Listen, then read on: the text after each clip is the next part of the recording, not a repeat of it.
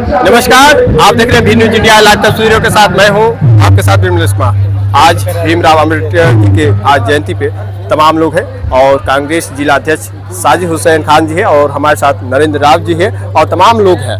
आइए सबसे पहले स्वागत है स्वागत है आपका भी जो आप आए यहाँ पे आज इस अम्बेडकर जी के जयंती पे जो आज लोग इतने इकट्ठे हुए हैं उन सारे लोगों का मैं बहुत आभार प्रकट करता हूँ और मैं चाहता हूँ कि हर वर्ष इसी तरीके से और इससे भी ज़्यादा धूमधाम से मनाया जाए, क्योंकि अभी कुछ साल पहले धीमे धीमे लोगों के दिमाग से ये निकलता जा रहा है।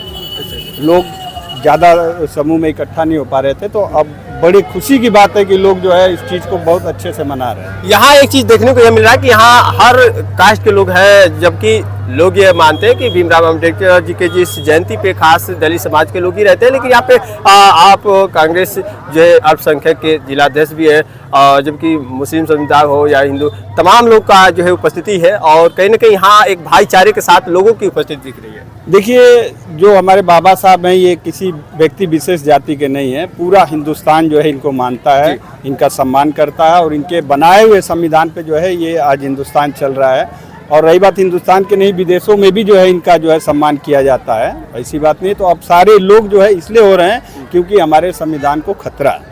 अच्छा, यहाँ कितने वर्ष हो गए यहाँ मनाते हुए आप लोग का यहाँ कार्यक्रम जो रखा जाता है, खास ये कार्यक्रम बड़ा चर्चा में रहता है?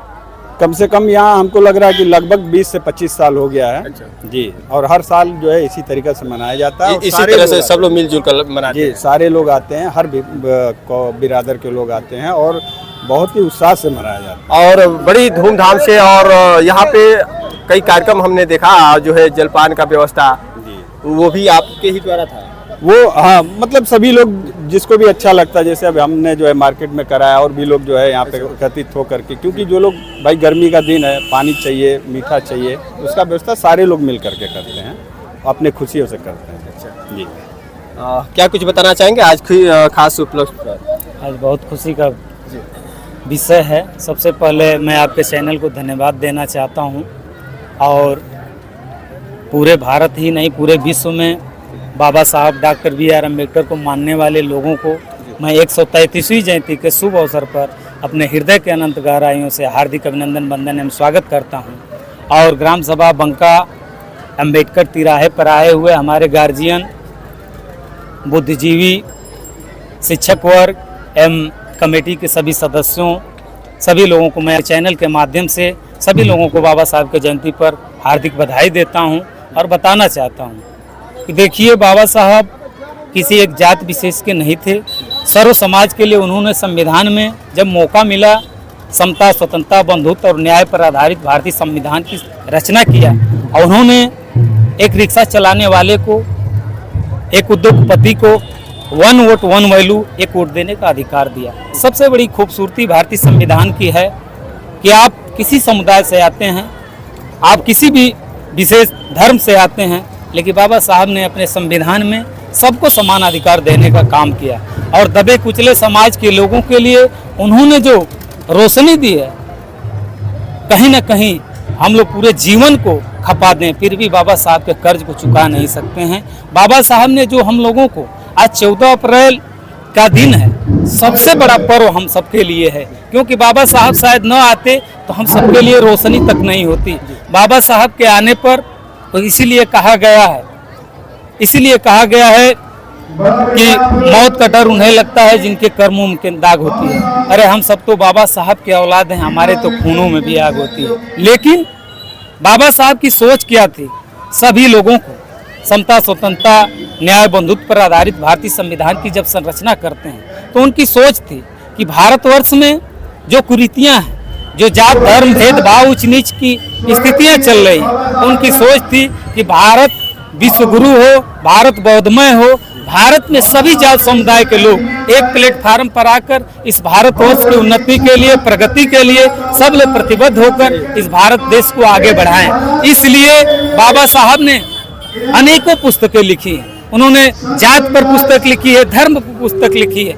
आपके चैनल के माध्यम से मैं बताना चाहता हूँ, दुनिया में ओनली फॉर वन बाबा साहब डॉक्टर बी.आर. अम्बेडकर ऐसे व्यक्तित्व थे व्यक्ति तो सभी हो सकते हैं, लेकिन एक व्यक्तित्व ऐसे थे कि उन्होंने सभी धर्मों ग्रंथों को सबसे ज्यादा अगर कोई पढ़ने वाला व्यक्ति मिलेगा आपको तो बाबा साहब डॉक्टर B.R. अम्बेडकर। उन्होंने किसी किताब को नहीं छोड़ा, और यहाँ तक कि विश्व की व्यक्तिगत लाइब्रेरी अगर किसी व्यक्ति के पास सबसे बड़ी हुई तो बाबा साहब डॉक्टर B.R. अम्बेडकर की। सबसे ज्यादा अगर संघर्ष किसी व्यक्ति ने किया तो बाबा साहब डॉक्टर B.R. अम्बेडकर। सबसे ज्यादा डिग्री अगर किसी ने प्राप्त किया बाबा साहब डॉक्टर B.R. अम्बेडकर।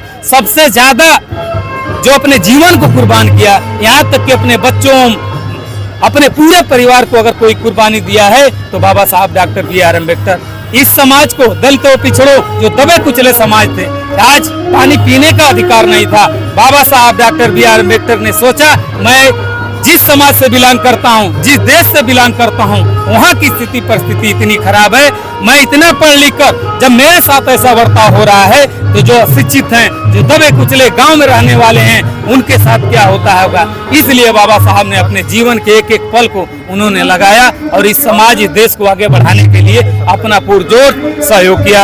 आपके चैनल को मैं पुनः धन्यवाद देता हूँ। धन्यवाद, बहुत बहुत धन्यवाद खास इतनी जानकारी के लिए। तमाम लोग हैं साथ में, और क्या कुछ बताना चाहेंगे आज खास बाबा साहब के इस जयंती को लेकर? हाँ, बाबा साहब की जयंती को लेकर आपके चैनल और जितने यहाँ बंधु खड़े हैं सबको मैं हार्दिक अभिनंदन और स्वागत करता हूँ। ये जयंती पर 14 अप्रैल पर जो आप लोग ये कर रहे हैं, बहुत खुशी की बात है। आप लोग सहयोग के तरफ देखा जाए तो किस तरह से सहयोग? बिल्कुल, जो आप लोग का, हम लोगों का जो सहयोग है ये हमेशा हर वर्ष होना चाहिए, क्योंकि अगर संविधान नहीं रहेगा तो हम लोग अगर क्या करेंगे। नहीं, कहीं ना कहीं इस पल को यादगार बनाना चाहिए। हाँ, बनाना चाहिए। चलिए, दो शब्द आपसे भी चाहेंगे। भीमराव अम्बेडकर की जयंती पर मैं हार्दिक अभिनंदन करता हूँ आपके चैनल के माध्यम से। आप बाबा की जो इन्होंने संविधान को रचना किया, आज पूरे इस समाज के सारे वर्ग के लोगों को इन्होंने जीने का जो अधिकार दिया, जो अपने अधिकार दिया है, बहुत ही सर्वास्मंदित करने के भाग्य है। मैं इनका अभिनंदन करता हूँ। आज बहुत गर्वाने की बात है, और इस खास उपलक्ष्य में तमाम लोग दो शब्द आपसे भी चाहेंगे। आज के इस खास उपलक्ष्य को लेकर क्या बताना चाहेंगे? मैं तो रसरा विधानसभा क्षेत्र से आया हूँ। यहाँ बहुत संगठन से मनाया जाता है, मुझे बहुत अच्छा लगा है जो है। और अगर बाबा साहब आज नहीं होते तो आज इतना सब नहीं दिखाई देता जो है। आज 14 अप्रैल है, बड़ी खुशी की बात है जो है। बाबा साहब का जन्मदिन है जो है। बाबा साहब ने हम लोग को संविधान दिया, आज उन्हीं संविधान के तहत हम लोग कर रहे हैं, नहीं तो हम लोग का क्या होता। तो तैयारी जो रहा, हर साल इसी तरह तैयारी रहता है। सबसे पहले मैं अपने परम पूज्य बाबा साहब के चरणों में सदा सुमन अर्पित करते हुए आपको स्वागत और अभिनंदन करता हूं कि आपने इस हमारे महान पावन पर्व पर आकर आप हमारी बातों को आप कैच कर रहे हैं। हाँ, आपने पूछा है कि हर साल मनाते हैं, ये जयंती हम हर साल मनाते हैं और आगे आने वाली पीढ़ी भी मनाती रहेगी।